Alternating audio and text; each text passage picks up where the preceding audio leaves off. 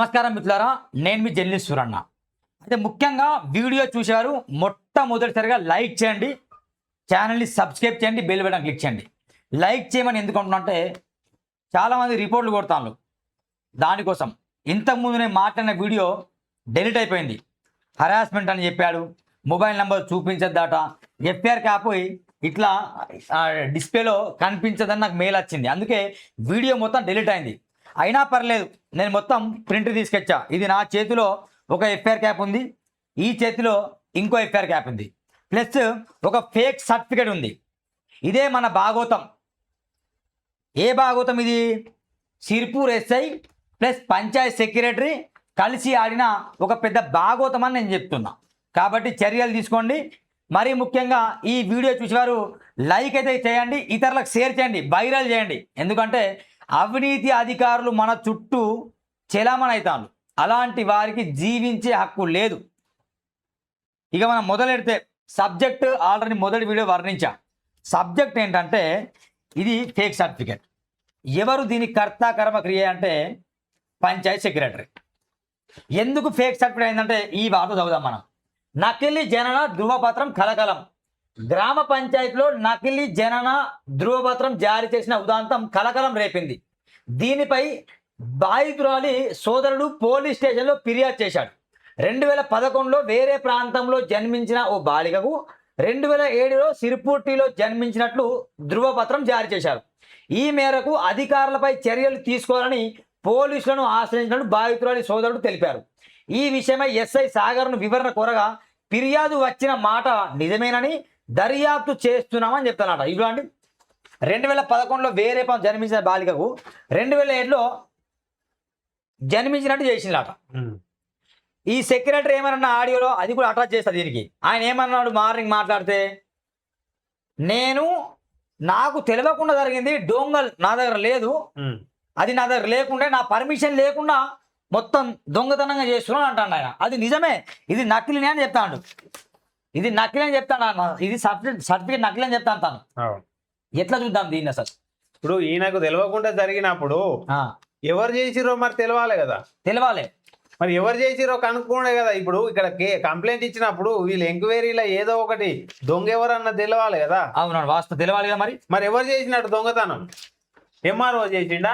MRO ఆఫీస్లా? Collector చేసిండా? మరి collector ఆఫీస్కి పోయిందా? కలెక్టర్ డైరెక్ట్ ఇచ్చేసిందా? అంటే ఈ దొంగలు అనేది ఇదేంది మామూలుగా చిన్న పిల్లలు కుటుంబ వ్యవహారంలో కొంతమంది తక్కువ ఏజ్ లో పెళ్లిళ్ళు చేస్తారు. పెళ్లిళ్ళు చేసిన వాళ్ళు కళ్యాణ లక్ష్మికి రాదు. రాకపోతే అయ్యా దయాదండం, మేము ఏదో ఇక చిన్న వయసులో పెళ్లి చేసినాం, అది మా ఆచారం, దయచేసి మాకేదన్నా కళ్యాణ లక్ష్మి వచ్చే రకంగా చూడండి అంటే, మీకు ఆ గవర్నమెంట్ అంటే ఆశామాషి ఉన్నదా? గవర్నమెంట్ అంటే మీకు పుక్యానికి దొరుకుతుందా? ఇటువంటి దొంగ సర్టిఫికెట్ తయారు చేసి మా ఉద్యోగాలు పోగొట్టుకోమంటావా? ఇది మర్డర్ కంటే డేంజర్ అని చెప్తావు కదా. మరి ఇప్పుడు పోయిందా నీ ఉద్యోగం? దొంగ సర్టిఫికేట్ తయారు చేసినావు కదా, పోయిందా మరి నీ ఉద్యోగము? ఇక్కడ ఇది ఇది ఇది ఇచ్చింది ఎవరు? పొన్నం. ఇది ఇచ్చింది ఇక్కడ క్లియర్గా. కాగజ్ నగర్ స్టేషన్లో కూడా అమ్మాయి మిస్ అయిందని ఎఫ్ఐఆర్ నమోదైంది. కాగజ్ నగర్ టౌన్ స్టేషన్లో అయింది. ఇది ఎప్పుడు నమోదైంది? 15వ తేదీ 4వ నెల 2026. ఓకేనా? ఇది ఎప్పుడు జారీ చేయబడ్డది? 11వ తేదీ 5వ నెల 2025. దీని దాటి ఏమర్థమవుతా నీకు? పోక్సో కేసు నుంచి వెళ్ళి తప్పించడానికి, నిందితుడిని తప్పించడానికి ఇదంతా తయారు. ఎస్, పోక్సో కేసు నుండి నిందితుడిని తప్పించడానికి ఇది పెద్ద డ్రామా ఆడిన్లు. వై? బికాస్ ఇక్కడ 2007లోనే పుట్టినట్లు చేసిండ్లు. 2011లో పుడితే 2007లో పుట్టినట్టు చేస్తే అమ్మాయి మేజర్ అని ఉంటుంది, పోక్సో కేసు నమోదు కాదు.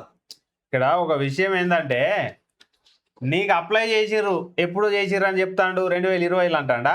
2020లో అప్లై చేసిందట. 2020లో జనన ధృవీకరణ పత్రం. ఆధార్ కార్డు రాలేదా 2020లో? ఆధార్ కార్డులు లేకుండేనా? 2020లో ఆధార్ కార్డు లేకుండేనా? ఆధార్ కార్డు చూడలే నువ్వు? 2020లో మరి అమ్మాయి చదువుకున్నదా లేదా? స్కూల్లో బోనోఫైడ్ అడగాలని తెలియదా నీకు? నువ్వు ఎట్లా ఫైల్ మూవ్ చేయకుండా దొంగలు మిస్యూజ్ ఎట్లా అవుతుంది? ఎంత డ్రామా.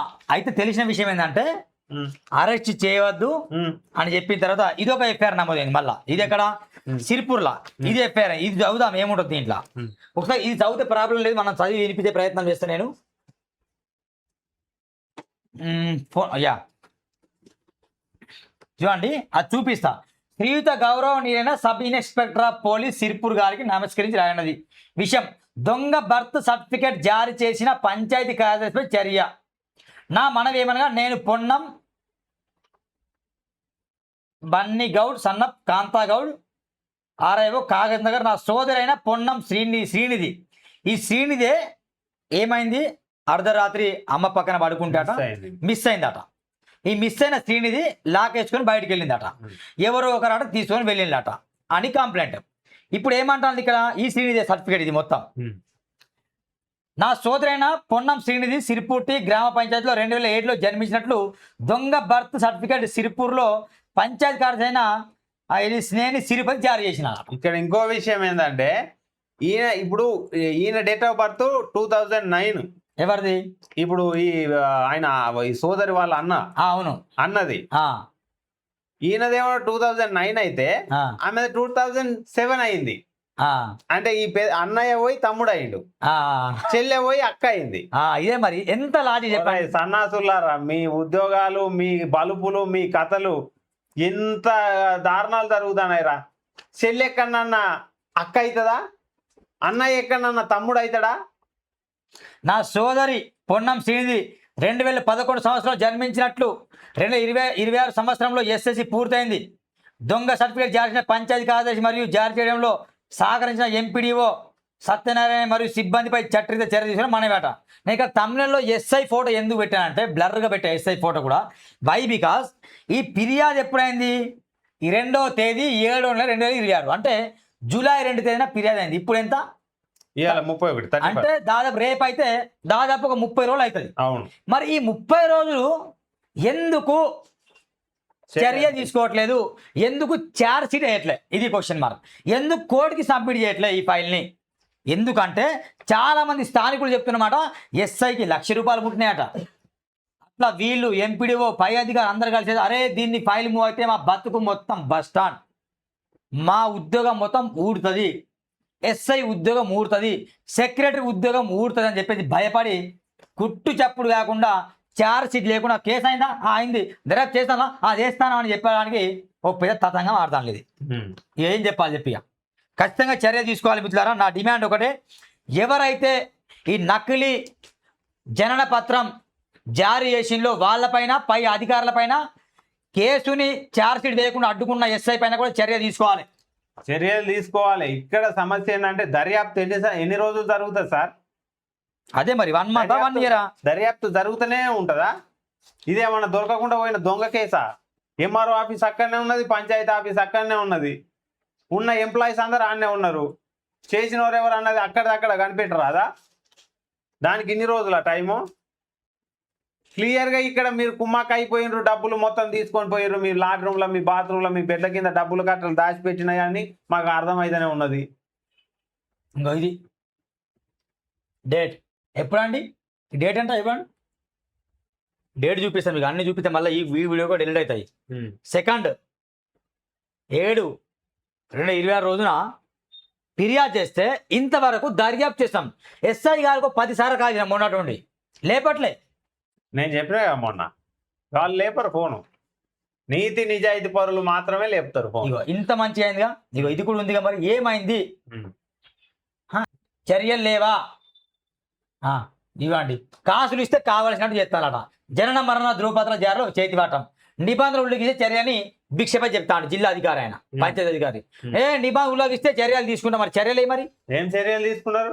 చర్యలు మరి ఫోన్ చేస్తావా ఆయనకు? చేస్తా, భిక్షపతి కాల్ చేయాల్సిందేగా. నంబర్ ఉందిగా భిక్షపతి.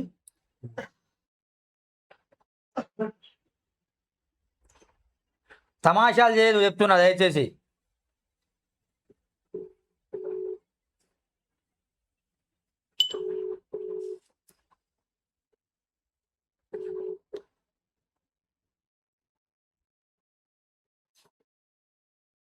భిక్షపత్తో మారదా, మళ్ళీసారి ఎస్ఐ కూడా కాల్ చేస్తా. This is too much. Call చేస్తున్న వ్యక్తి మరొక కాల్లో బిజీ. ఇప్పుడు ఎస్ఐ కూడా కాల్ చేద్దాం మనం, సిరిపూర్ ఎస్ఐ.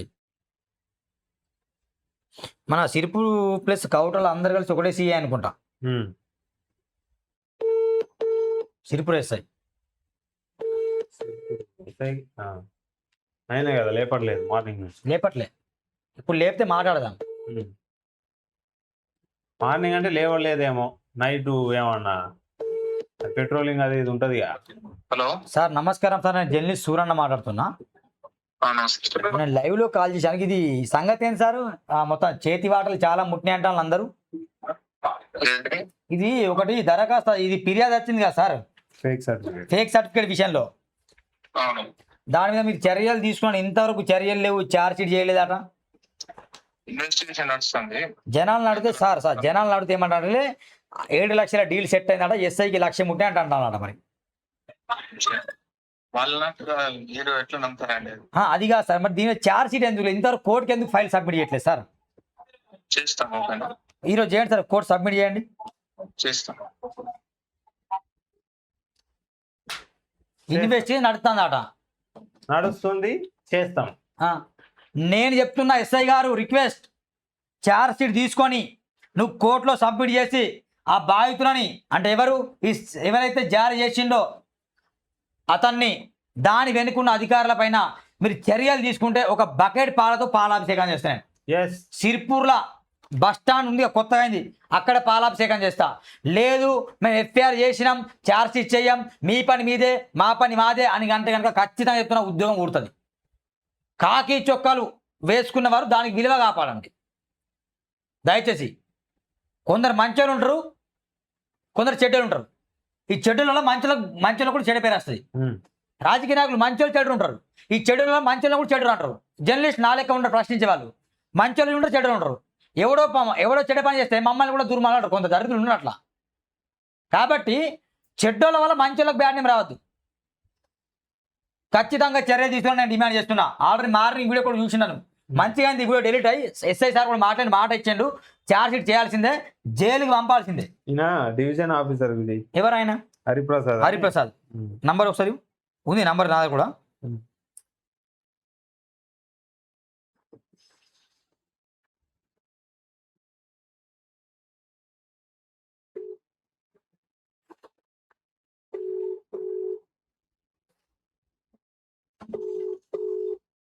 పంచాయతీ సెక్రటరీకి ఇన్ని రోజులైనా కూడా ఏం చర్యలు లేవు. పేపర్లు వచ్చింది మరి ఏమని ఉల్లంఘించి చర్యలు? అవును, చెయ్యం కదా, పైసల కోసం ఇదంతా. మరి మేము ఏం చేసినా పైసల కోసమే అని వీళ్ళ యొక్క మౌనమే దీనికి అంగీకారం. ఎస్ఐ గారు అంటారు దర్యాప్తు జరుగుతుంది అని అంటారు. దర్యాప్తు జరుగుతూనే ఉంటుంది, నువ్వు ఎప్పుడన్నా అడుగు, జరుగుతూనే ఉంటది. ఇక్కడ వీళ్ళది కంటే చర్యలు తీసుకుంటాం ఇదే నడుస్తుంది. అరే ఇవాళ ఒత్తిడి చేస్తాను మరి ఇంకొందేరా. మరి ఇటు మేము ఒత్తిడి చేసుడు, అటు మీరు సొమ్ములు చేసుకోడు, ఇదే పని నడుస్తుంది. మిత్రులారా దయచేసి లైక్ కొట్టండి, వీడియో చూసారు సబ్స్క్రైబ్ చేయండి, వై బికాస్ కొంచెం వైరల్ చేయండి. ఎందుకంటే వీళ్ళతో కంటెంట్ ఇది ఏం చేస్తారంటే అది రిపోర్ట్ కొట్టి దరిద్రులు. డిపిఓ నెంబర్ ఉంది, లేపుతలేదు. ఈయన లేపుతాడు, ఆయన లేపుతాడు, బిజీ సార్. జనాలు మొత్తం గమనిస్తున్నారు. ఎవరైతే ఫోన్ లేపరో, ఎవరైతే గవర్నమెంట్ సంబంధించిన నెంబర్ ఏదైతే ఆఫీస్ నెంబర్ మెయింటైన్ చేస్తారో ఫోన్ లేపకుండా ఉంటారంటే ప్రతి ఒక్క అధికారి అవినీతి పరుడే. ప్రతి ఒక్క అధికారి ఫోన్లు లేపలేదంటే దొంగే. దీని అర్థం అదే. ఏరేదేం లేదు. దొంగకు పోలీసులు చూస్తే భయం, ఈ దొంగలకు ప్రశ్నించే వాళ్ళని చూస్తే భయం. ఇంతే ఇక వీళ్ళది, ఫోన్లు లేపరు.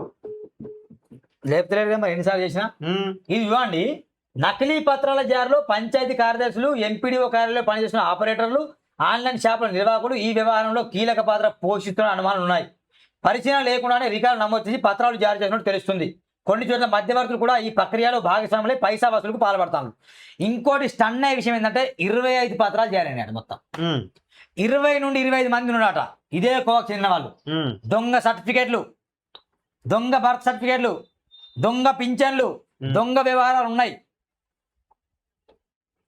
క్లియర్గా అర్థమవుతుంది మిత్రులారా, మీకు క్లియర్గా.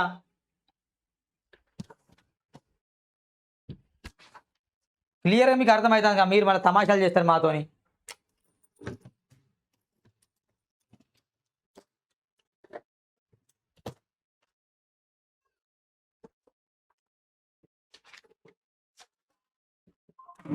ఇక్కడ చూడండి,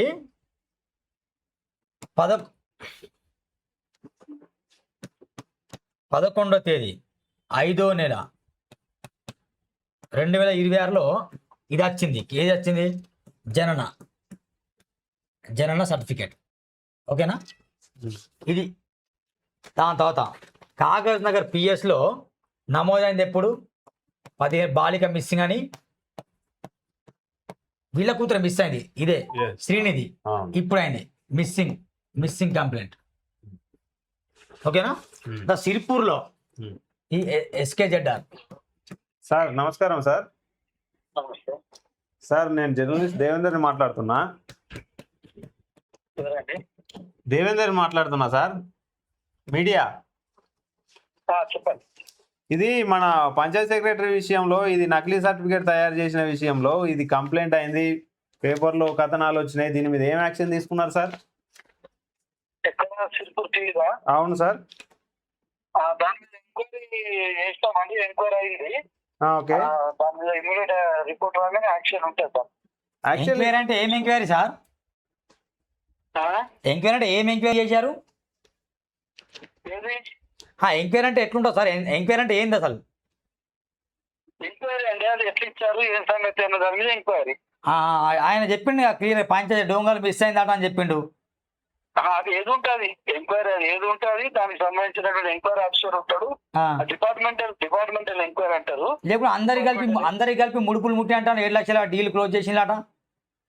లేదండి, తప్ప మాటలు అన్ని మాట్లాడద్దు. డిపార్ట్మెంటల్ ఎంక్వైరీ అయ్యింది, దాని మీద ఎఫ్ఐఆర్ అయింది. వాళ్ళకు కూడా ఇన్ఫర్మేషన్ ఇచ్చినాం మేము, పోలీసు కూడా ఇచ్చినాము. మా డిపార్ట్మెంట్ కి వెళ్ళి కూడా యాక్షన్ ఉంటది. అట్లా చేయండి మరి, ఎందుకంటే మా జనాలందరూ అక్కడ టీ తాగే దగ్గర సమోసాలు తినేది అందరూ అదే అంటారు. అసలు ఈ ఫైల్ ఏమో అవుతలేదు, ఎఫ్ఐఆర్ నమోదైంది, ఛార్జ్ షీట్ వేయట్లేదు, వాళ్ళకి 7 లక్షల డీల్ సెట్ అయింది అంటారు. Departmental enquiry step by step ఉంటుంది. నోటీసులు ఇవ్వడము, దాని మీద ఎంక్వైరీ చేయడము, అవన్నీ ఎవిడెన్సెస్ ప్రొడ్యూస్ చేయడము అవన్నీ ఉంటాయి. స్టెప్ బై స్టెప్ చేస్తున్నారు. అంత డేటా తీసుకోవాలి కదా నుంచి. అవునవును, చేసారు. ఆల్రెడీ ఎంక్వైరీ చేశారు. DLP ఒక ఆర్డినరీ ఎంక్వైరీ ఆఫీసర్ కూడా చేశారు. రిపోర్ట్ వస్తే మనకు 1-2 days లో అది ఫైనల్ అయిపోతుంది. సార్ యాక్చువల్గా ఏంటంటే ఇప్పుడు ఇది ఎప్పుడు ఇష్యూ అయింది సార్? ఇప్పుడు ఇది ఇష్యూ అయినప్పుడు కంప్లైంట్ తీసుకున్నప్పుడు ఆధార్ కార్డులు నడుస్తున్న ఈ రోజులల్లా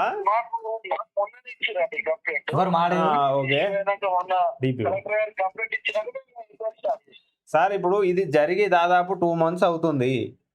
2 months నుంచి వెళ్ళి ఇప్పుడు పంచాయతీ ఆఫీసర్ ఇది తప్పు చేసిర్రా, లేకపోతే MRO ఆఫీస్లో అయిందా, పోలీసులు చేసింది మరి సార్? ఒకటి యాక్చువల్గా ఏంటంటే దొంగలు కొట్టే ఆపరేటర్ ఉంటాడు, అదే ఇంకోటి మన పంచాయతీ సెక్రటరీ గారు ఉంటారు. చేస్తే వీరిద్దరే చేయాలి కదా సార్, ఇది కాకుండా ఇంకెవరు చేసి ఉంటారు సార్? డీటెయిల్ ఎంక్వైరీ చేయండి, కానీ ఈ డీటెయిల్ ఎంక్వైరీ పేరుతో అసలు అసమర్థులని వాళ్ళని నిజంగా పందుల మేపిన వేపద్దు సార్. ఈ పద్ధతి కాదు, పందుల మేపిన వేపద్దు సార్. డీటెయిల్ ఎంక్వైరీ అని చెప్తాను బరాబరే, ఖచ్చితంగా నమ్ముతున్నాం. కానీ ఎన్ని రోజులు ఎంక్వైరీ మరి? అలా బయట జల్సాగా తిరుగుతాను. ప్రొడ్యూస్ చేస్తారు, ఎవిడెన్సెస్ కలెక్ట్ చేసి ప్రొడ్యూస్ చేస్తారు, చేసినాక యాక్షన్ అవుతుంది. సరే సార్, మేము ఇంకో మన సార్తో ప్రసాద్ సార్తో మాట్లాడు సార్. రైట్, కట్ చేయండి సార్. కొంచెం స్ట్రిక్ట్ యాక్షన్ తీసుకోండి దీని మీద. తీసుకుంటే 100% యాక్షన్ ఉంటుందని చెప్తున్నాను కదా. ఓకే అన్న, నమస్కారం అన్న. నేను జర్నలిస్ట్ సూరన్న మాట్లాడుతున్నా, సూరన్న టీవీ లైవ్ లో కాల్ చేసిన మీకు. ఇది ఏంది సార్ ఇష్యూ? జనన పత్రం నకిలీగా వచ్చిందని తెలుసు, మరి ఎందుకు ఎంక్వైరీ చేస్తారు? Thank you for your response. ఇప్పుడు అది కంప్లైంట్ వచ్చింది. నేను చెప్పేది వినండి, మధ్యలో క్రాస్ చేయమంటాను. వింటున్నా సార్, చెప్పండి సార్. అదే వచ్చింది అంటున్నా, చెప్పండి. కంప్లైంట్ శ్రీనిధి అనే అమ్మాయి పేరు మీద actual date of year of birth 2011 అయితే 2007 ఇచ్చారని ఆ శ్రీనిధి వాళ్ళ అన్నయ్య కంప్లైంట్ ఇచ్చాడు. అవును, అంటే పోలీస్ కంప్లైంట్ కూడా ఇచ్చారు, అది మనకు సంబంధం లేదు. కలెక్టర్ గారికి ఇస్తే నాకు పంపించారు. నేను వెళ్ళి అక్కడ డీటెయిల్స్ అన్ని తీసుకున్నాను. ఆన్లైన్ లో ఎప్పుడు ఎంట్రీ చేశారు, okay. A year, date of birth, అక్కడ యాక్చువల్ రికార్డ్స్ ఉన్నాయా లేవా అన్ని చూశాను. ఒక డాక్యుమెంట్ కొరకు హాస్పిటల్ వాళ్ళకి అడ్రస్ చేశాను. ఆయన సూపరింటెండెంట్ సార్ ఎవరో లేరట, రేపు వస్తారు, రేపు ఇస్తా అని అన్నాడు ఆయన. ఇప్పుడు కూడా మాట్లాడా, ఇంత ముందు కూడా. ఓకే. రేపు నేను రిపోర్ట్ మేడం, కలెక్టర్ మేడం గారికి పంపిస్తాను. పంపడానికి ఇంకోటి ఏంటంటే ఈ డొంగలు ఎట్లా మిస్ అవుతున్నాయి సార్ మరి మీ పరిధిలో అన్ని ఎట్లా మిస్ అయ్యి? ఆయన తిరుపతి ఏం మాట్లాడుతారంటే ఆయన పేరు సేని తిరుపతి పంచ సెక్రటరీ, నాకు తెలియకుండా డొంగలు మిస్ అయింది, నా సంతకం కాదు, నాది ఏం కాదు, అది నేను చేయలే అని ఆయన అంటాడు. 1969 బర్త్స్ అండ్ డెత్స్ యాక్ట్ ప్రకారం Panchayat secretary is the registrar of deaths and birth certificate issue చేశారు ఆయన. Okay okay. అతనికి ఒక డిఎస్కే ఇస్తాం, డోంగల్ ని డిజిటల్ సిగ్నేచర్ కి అని ఒకటి ఉంటుంది. అది ఆ డివైస్ దాంట్లో పెడితేనే ఆయన సిగ్నేచర్, డిజిటల్ సైన్ సర్టిఫికేట్ మీద ఇదైతుంది. అది ఆయన అది నాకు తెలియకుండా జరిగిందంటున్నారు ఆయన. నన్ను చెప్పనీయండి, చెప్పినాక మీరు మాట్లాడండి. ఓకే, చెప్పండి సార్. డిజిటల్ సిగ్నేచర్ కి అనేది పంచాయత్ సెక్రటరీ. ఇవేవి కూడా నాట్ యాక్సెప్టబుల్, నాట్ రీజనబుల్. ఏవి అక్కడ ఉంది ఇక్కడ ఉంది అనేది ఎవరు వినరు. You are the person responsible. Your responsibility, it is with your custody. అది నా దగ్గర లేదు, ఇంకొకరు పెట్టారు అంటే దానికి వాళ్ళు తెచ్చుకోవాలి. అక్కడ ఒకవేళ అట్లాంటిది జరిగితే ఆయన పోయి ఆయన పెట్టుకోవాలి. ఇక్కడ మనకు అఫీషియల్ గా దగ్గర వచ్చినప్పుడు అది ఆయనదే. ఆయన దగ్గర ఉన్న దాంతో సర్టిఫికేట్ ఇష్యూ అయినప్పుడు ఆయనకి బాధ్యత ఉంటుంది. కరెక్ట్. ఇది విన్నారా? అవును సార్, అవును. Responsibility lied with him. ఆయన మీద ఉంది రెస్పాన్సిబిలిటీ. నా దగ్గర వాళ్ళు తీసుకున్నారు, వీళ్ళు తీసుకున్నారు అంటే అది కరెక్ట్ కాదు. ఎనీహౌ రిపోర్ట్ ప్రిపేర్ అయింది, ఒక డాక్యుమెంట్ కోసం వెయిట్ చేస్తున్నాం, అది రాగానే రేపు పంపిస్తాం. Right sir, thank you. Prasad మాట్లాడు, ప్లస్ ఆయన డిపిఓ మాట్లాడు, సెక్రటరీతో మార్నింగ్ మాట్లాడినా, ఎస్ అయితే ఇప్పుడు మాట్లాడినా. ఇదండి వార్త. అసలు చూడండి, క్లియర్గా అర్థమవుతుంది. మిస్సింగ్ అయిందేమో, పాప మిస్ అయింది 15వ తేదీ 4వ నెల ఏప్రిల్ 2026 నమోదైంది. కాగజ్ నగర్లో ఎఫ్ఐఆర్ నమోదైంది. ఓకేనా? ఇప్పుడు బర్త్ సర్టిఫికేట్ ఇస్ అయింది ఎప్పుడు? 5/11 అంటే మే 11. ఇక్కడనే క్లియర్ అర్థమవుతుంది ఫోక్సో కేసును దారి మళ్లించడానికి, అంతే. సిరిపూర్లో ఎఫ్ఐఆర్ ఎప్పుడైంది? ఇదంతా తతంగం వేరు చెప్పి 7 జూలైలో అయింది. మరి దీనికి బాధ్యులు ఎవరు? మరి దీనికి బాధ్యులు ఈ విషయంలో చూసుకుంటే వాస్తవంగా ఇప్పుడు ఇది మామూలు విషయం కాదు. ఒక జనన బర్త్ సర్టిఫికేట్ అనేది తయారు చేసుడు అంటే మామూలు విషయం కాదు కదా. ఇప్పుడు మళ్ళా వెనకట ఒకటి ఉండేది, ఆధార్ కార్డు లేనప్పుడు వీళ్ళ రిజిస్టర్లను బట్టే మనకు రాసిచ్చేది. ఏది పడితే ఆ డేట్ రాసిచ్చేది, ఏది పడితే అది రాసిచ్చేది. సరే, ఇప్పుడు ఈయన ఏది బేస్ చేసుకొని ఇచ్చిండు? డొంగల్ అనేది ఈ ఫైల్ మూవ్ అయితేనే అక్కడ డొంగల్ అనేది యాక్సెప్ట్ అవుతుంది. ఆడికి పోవాలి కదా ముందు. అయితే ఇప్పుడు ఈయన ఫస్ట్ అప్లికేషన్, ఈయన దగ్గరికి ఒక అప్లికేషన్ పెట్టుకుంటారు ఎవరైనా, నాకు ఇది కావాలి, బర్త్ సర్టిఫికేట్ కావాలని ఫస్ట్ స్టెప్ అప్లికేషన్ పెట్టుకుంటారు. అప్లికేషన్ మూవ్ అయితేనే కదా డొంగల్ దగ్గరికి పోయేది. డొంగల్ దగ్గరికి పోవాలంటే అప్లికేషన్ మూవ్ కావాలి. ఇంకోటి, సాధారణ పౌరుడు దీన్ని మెయింటైన్ చేయడు. సాధారణ పౌరుడు ఎట్లా చేస్తాడు? విసైన్ అంటాం కదా తెలియకుండా. MRO, deputy MRO, sub collector, panchayat వీళ్ళ దగ్గర ఉంటది. వాళ్ళ దగ్గరనే, వాళ్ళే ఏ జరిగిన ఆఫీసులనే. అవును. అయితే డొంగలు కొట్టి ఆపరేటర్ అయి ఉండాలి, అంతే కదా. ఉంటే లేదంటే మన ఈయన అసలు సూత్రధారి ఈయనే కావాలి. ఈయన పేరేంది? తిరుపతి పంచాయత్ సెక్రటరీ తిరుపతి. ఈయన దగ్గరనే అయి ఉండాలి. ఫస్ట్ ఆఫ్ ఆల్ నువ్వు అంటున్నావు కదా, ఏదో నాది మిస్యూజ్ చేసి డొంగలు అని. అప్లికేషన్ తయారు చేసి అడ్డగాడిదేవాడు. ఫస్ట్ అప్లికేషన్ అయితే నువ్వు స్వీకరించినవంటే నువ్వెంత పెద్ద సన్నాసి అయి ఉండాలి. ఇక్కడ ఉండాలి కదా, కొంచెం మన తెలివి అనేది ఉండాలి కదా.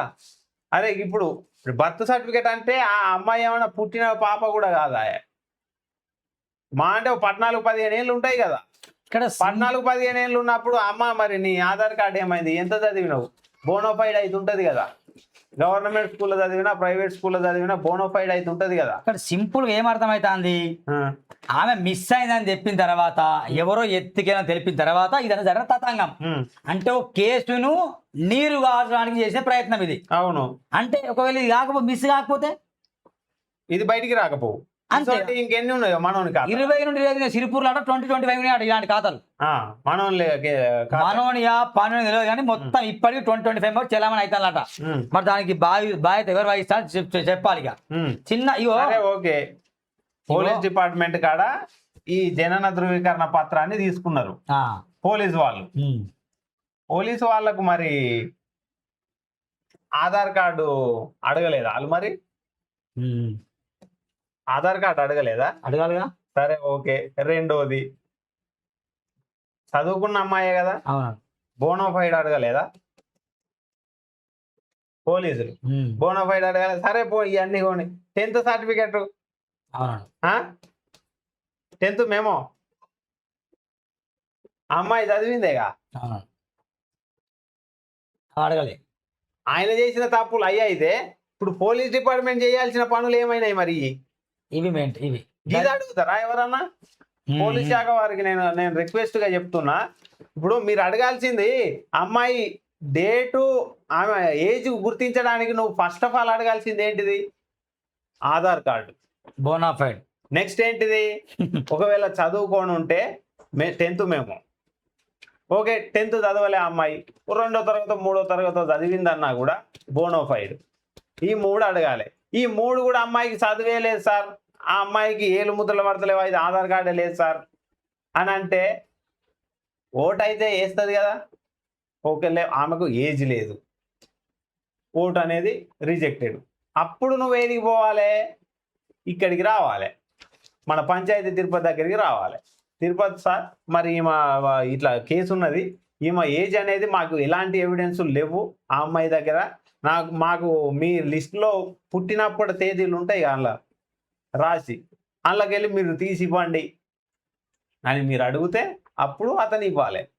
మరి మీ ఎంక్వైరీ ఏమైంది సార్? మరి గివ్ ఎందుకు చేయలేదు సార్ మీరు ఎంక్వైరీలు?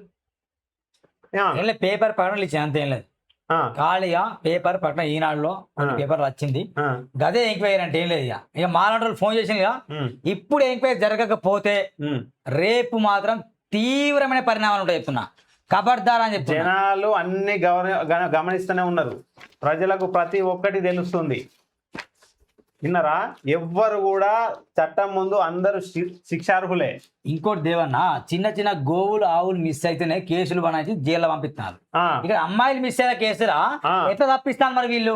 ఎంత గోవు కొనాయం మనిషి కొనాయం అంటే గోవుల కంటే హీనమా మనం? మరి అంతే కదా. గోవులు మొన్న చూసినాం పోలీసులు పాలాభిషేకం చేద్దాం అనుకున్నా ఆ రోజు, ఇప్పుడు అనిపిస్తుంది ఎందుకురా మైండ్లు అనుకున్నా. పోక్సో కేసు విషయంలో ఒక అమ్మాయిలు చిన్న చిన్న పిల్లగాళ్ళని కూడా వదలట్లేదు ఈ మృగాలు, దాన్ని తప్పిద్దామని చూస్తాం. ఇప్పుడు గిన్ని జరుగుతున్న ఈ విషయంలో మీరు అవినీతికి పడేది. మీకు పిల్లలు లేరా? మీ కుటుంబాలు లేవా? వాళ్ళవి మాత్రమే కుటుంబాలా? మీ కావా కుటుంబాలు? గింత అన్యాయమా? ఏడికి పోతుంది రాష్ట్రం? కొంచెమన్నా సిగ్గుచేటు, మొత్తం పోలీసు వ్యవస్థకే సిగ్గుచేటు ఇది. కాబట్టి ఖచ్చితంగా చూడండి. మరి చెప్తున్నా, ఈ వీడియో అందరికి షేర్ చేయమిత్రులారా. దయచేసి ఎంతమందికి రీచ్ అయితే అంత బెటర్. మీ చుట్టూ జరుగుతున్న అవినీతిని మా దృష్టికి తీసుకురండి, ప్రశ్నిస్తాం, నిలుస్తాం. ఇదే సూరన్న దేవన్న సూరనాటి బృందం పోలీస్ స్టేషన్లో బరాబర్ వస్తాం, మేమే వస్తాం, ఆ కోర్టు దగ్గరకు మేము వస్తాం. ఆ తర్వాత దీని కర్త కర్మ క్రియర్ ఎవరు వాళ్ళ దగ్గర, ఎంపీడీ దగ్గర లైవ్లో ఎట్లా అడిగామో లైవ్లోనే ఆన్ ది కెమెరా వచ్చి అడుగుతాం. మీ సమానం మాకు చెప్పాల్సిందే.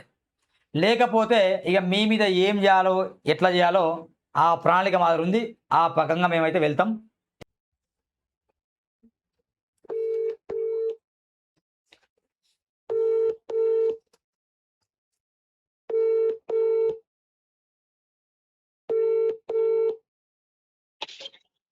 హలో అన్నగారు నమస్తే. నమస్కారం తిరుపతి అన్న, నేను జర్నలిస్ట్ సూరన్న. తెలుసన్నా? ఎక్కడున్నానా అంటే మీరు ఎక్కడన్నా ఇంతకుముందు ఎక్కడన్నా పనిచేసి ఇంతకుముందు? తాట్నగర్. ఇప్పుడు మీ గురించి పెద్ద అలిగేషన్ వస్తున్నారు, ఏంది నిజమా బదమా? అది తప్ప జనన ధృవపత్రం మీరు రిలీజ్ చేసినట్టు క్లియర్ గా ఎఫ్ఐఆర్ ఒక తేదీ అయింది, తర్వాత ఒకటైంది, లైవ్ లో కాల్ చేసిన అందుకే మీకు. అది నాకు తెలియకుండా నా డొంగలు మెసేజ్ అయిందన్న.